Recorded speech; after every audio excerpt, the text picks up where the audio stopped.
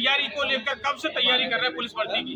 अपने परिवार को छोड़ करके, अपने घर को छोड़ करके उनका एक सपना था कि हमें पुलिस भर्ती में एक पुलिस की वर्दी मिल जाएगी। कई सालों से, कई अरसों से वो कोचिंग सेंटर पर अपने परिवार को छोड़कर, अपने सुख और चैन को छोड़कर पड़े हुए थे। उन्हीं लोगों के सपनों पर आज पूरी तरह से उनके सपनों को चकनाचूर कर दिया है उन लोगों ने, नकल माफियाओं ने। या मेरे साथ जो युवा आपको दिखाई दे रहे हैं, इन युवाओं का ये दर्द है कि ये पुलिस भर्ती का पेपर लीक हुआ है। इसके चलते पुलिस भर्ती में जिनके पास पेपर मिल गया है वो तो सुख और शांति की, चैन की नींद आराम से अपने घर पर सो रहे हैं। बाकी लोग, जिन लोगों ने कई वर्षों से मेहनत की है, कोचिंग सेंटर पर पड़े रहे हैं, अपने परिवार को छोड़कर, अपने सुख और चैन को छोड़कर, आज वो लोग अपने हक और अधिकार के लिए भटक रहे हैं। मैं बिल्कुल सीधे इन लोगों का दुख का दास्तान में इनके मुंह से सुनवाता हूँ। क्या नाम आपका? जी, मेरा नाम बॉबी कुमार है। जैसा कि आप बहुत बड़ी तादाद में युवा लोग खड़े हुए हैं, क्या मांग है, क्या समस्या है आप लोगों की? सर हम लोग 4-4, 5-5 साल से तैयारी करते हैं और ये लोग पेपर को लीक कराकर, और कम से कम सर टेलीग्राम चैनल पर 54 हजार लोगों ने लाइव पेपर देखा है। सुबह 7 बजे से पेपर, जबकि शाम को 3 बजे पेपर होने वाला है, वो पेपर रात को 12 बजे ही लीक हो जा रहा है। और सर मैं एविडेंस के साथ कह सकता हूँ ये पेपर वहाँ से लीक हुआ है जहाँ जिसने खुद लिखा है हैंड राइटिंग में। सर कोई भी, आप बताइए, कोई भी लिखने वाला पेपर होगा, कोई भी पेपर अगर चोर होगा तो चोरी करता है, चोरी थोड़ी करता है, केवल उसे ऑक्शन से मतलब होता है, उसे पेपर लिखने से मतलब नहीं होता।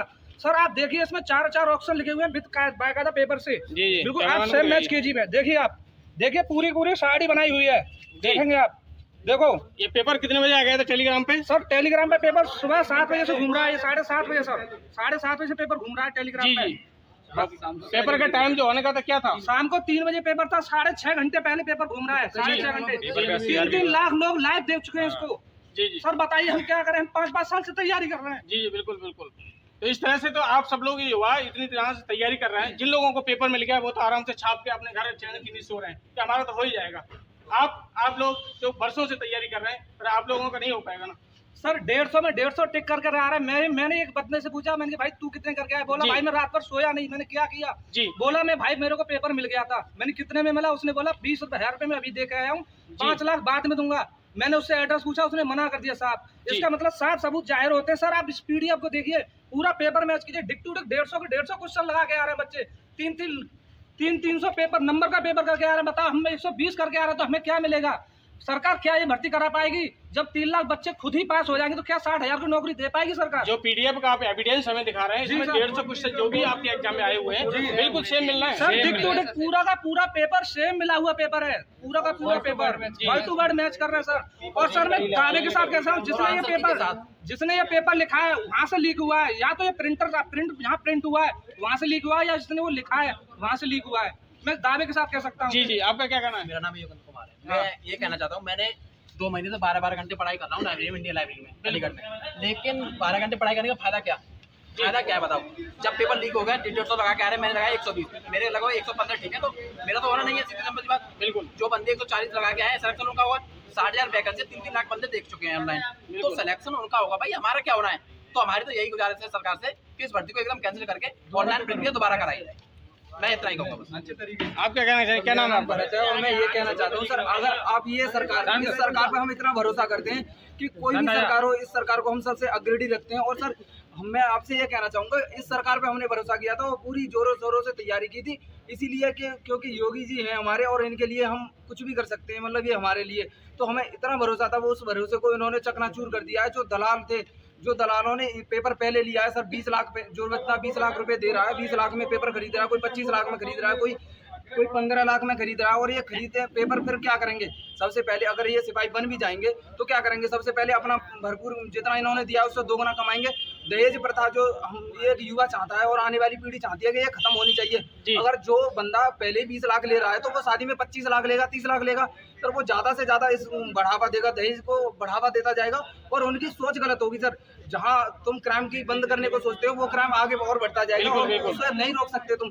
अगर जिसकी पहले ही ध्येय उसका गलत है तो वो काम भी गलत करेगा। जिसका उद्देश्य खराब है वो उद्देश्य ही मतलब काम पूरा खराब करेगा आगे चल के। अभी जो है आगे हम सोचते हैं कि ये उत्तर प्रदेश जो है उत्तम प्रदेश बनना चाहिए, और अगर ऐसा ही चलता रहा तो उत्तम प्रदेश तो छोड़ो, कुछ भी नहीं रहेगा, सब खराब हो जाएगा। वो बंदा जी पाएगा ऐसे में जिसके पास पैसा है, जिसकी जेब जो है पैसे से भरी हुई है वो उसी का जीवन रहेगा। एक गरीब बंदा जिसकी माँ और बाप दिन रात आस लगा के देखते हैं, हम वहाँ पे पेपर देते हैं, हमारे पास इतने रुपए नहीं है कि हम होटल में सो पाए, होटल ले पाए। सर हम फुटपाथ पर सोते हैं, हमारे कोई पत्थर मार जाए, ईंट मार जाए, सपोज करो कुछ भी मार जाए, हम मर जाएंगे। उनके लिए एक बंदा मरेगा, हम अपने घर के सितारे मर जाएंगे, ये समझ लो सर। जिसकी आस है हमारा घर है, हम अपने घर से मतलब ये समझ लो हमारा बर्बाद हो जाएगा सब कुछ। किसी का घर जाएगा, किसी के लिए एक बंदा मरेगा। और ये पुलिस की भर्ती है, इस पर सबकी आस होती है, क्योंकि ये ऐसी भर्ती है कि मतलब जिसके पास पैसा नहीं है वो भी तैयारी कर सकता है इसकी। अब जैसे हमारे पास पैसा नहीं है, हम मुखर्जी नगर नहीं जा सकते, 20 लाख रुपए नहीं है, हम नहीं कर सकते।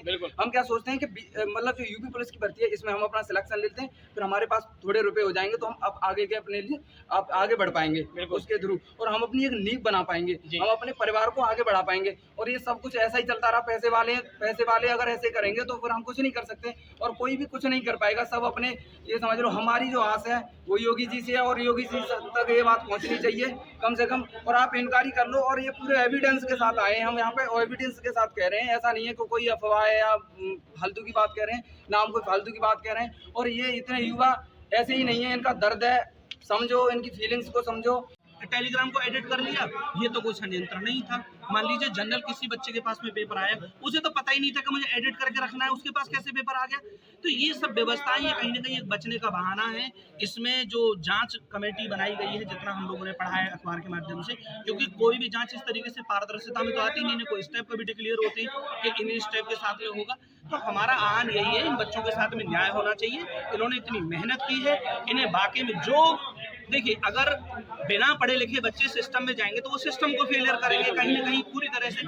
हम ये चाहते हैं कि जो पूर्ववर्ती सरकारों ने किया उसको न दोहराने की उम्मीद हमें आपसे थी, इसीलिए कंटिन्यू युवा ने आपको वोट दिया। इस युवा के साथ में न्याय होना चाहिए, पूरी तरह से होना चाहिए। ये सभी टीचर्स, ये हमारे बच्चे, ये छोटे भाई पूरी तरह से मेहनत में हैं और पूरी तरह से हम इनके साथ हैं।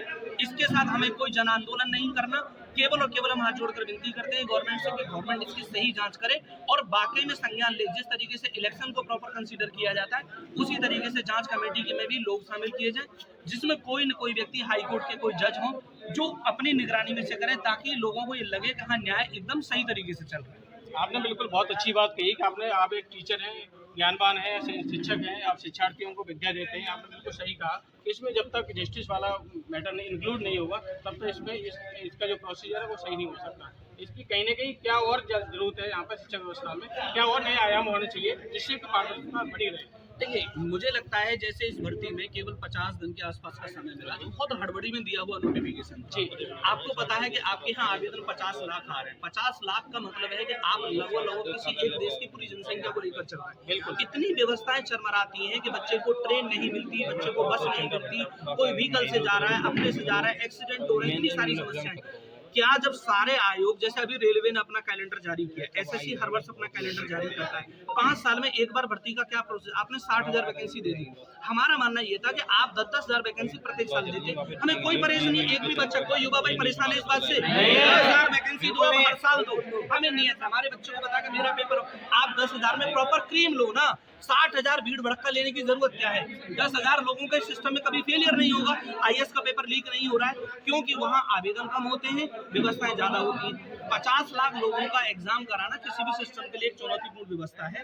तो पहले तो सबसे बड़ी हमारी यही न्यूज थी कि इसमें इतनी बड़ी वैकेंसी, हम बिल्कुल चाहत नहीं कर रहे थे कि आप इतनी बड़ी वैकेंसी दो, हमें इतनी जगह नहीं चाहिए। हमें जितनी भी जगह चाहिए, हमें उन जगह पर एकदम न्यायपूर्ण व्यवस्था के साथ आप हमें हर साल जगह दो, 10,000 दो, 15,000 दो, 12,000 दो, 20,000 दो, हमें उससे कोई परहेज नहीं है। वैकेंसी में हमने नहीं कहा कि आप हमें 1 लाख वैकेंसी दे दो, 15,000 उससे हमें कोई परेशानी नहीं है। 15,000 दीजिए, लेकिन उससे न्यायपूर्ण तरीके से कराइए, सुचारू रूप से कराइए। पहले हाइब्रिड का मैटर दिया गया कि हाइब्रिड में पेपर ऑनलाइन होगा और बच्चे को OMR पर फिल किया जाएगा। अब समय ही नहीं देते। जिस सेंटर पर पेपर होता है उस सेंटर पर बच्चे को यही नहीं पता चलता कि इस वाले सेंटर की घंटी रिंग हुई है या दूसरे। अभी मेरे कई ऐसे बच्चे हैं जिनके 20-20 क्वेश्चन तो रंगने से रह गए, उन्हें पता ही नहीं चला, क्योंकि बराबर में पता चल रहा है कि कोई कॉन्वेंट स्कूल चल रहा है, उसकी घंटी बज रही, बच्चे ने सोचा टाइम हो गया, समस्या।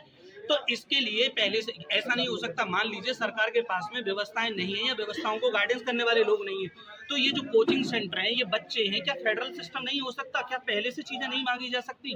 ट्यूट लगातार चल रहे हैं, कल से 833 के आसपास ट्यूट हो गए, कोई सुनने के लिए तैयार नहीं। फिर क्या होगा? लोग जन आंदोलन करेंगे, लेकिन हम सभी से आह्वान करते हैं कि कोई भी अपने आक्रोश को सड़कों पर न उतारे, किसी भी जनहानि के बारे में न जाए, अपनी ईमानदारी से काम करें और अपने पढ़ने पर पूरी तरह से फोकस करें। हमें पूर्ण विश्वास है कि सरकार इस बात का आह्वान लेगी और ये पेपर जो है वो पुनः परीक्षा जरूर करेगी। जैसा कि साथियों आपने यहाँ पर सुना कि काफी संख्या में युवा लोग हैं। लोगों का दुख दर्द बस यही है कि हम काफी समय से तैयारी कर रहे हैं। इतने समय से तैयारी करने के बाद भी हम लोगों का जो सपना था एक पुलिस भर्ती में, एक पुलिस कर्मी बन जाने का, वो सपना पूरी तरह से वो सपना चकनाचूर कर दिया है उन नकल माफियाओं ने, जो लोग किसी भी तरह से किसी भी प्रकार से पेपर को हासिल कर लेते हैं और 150 में 150 क्वेश्चन बन के आ रहे हैं, तो वहाँ पर हम लोग में पूरी तरह से हम असफल हो जाएंगे, हम लोगों को सफलता नहीं मिलेगी। इस प्रकार से जो ईमानदार जो भी अभ्यर्थी जो लंबे समय से तैयारी कर रहा है वो विफल हो जाएगा।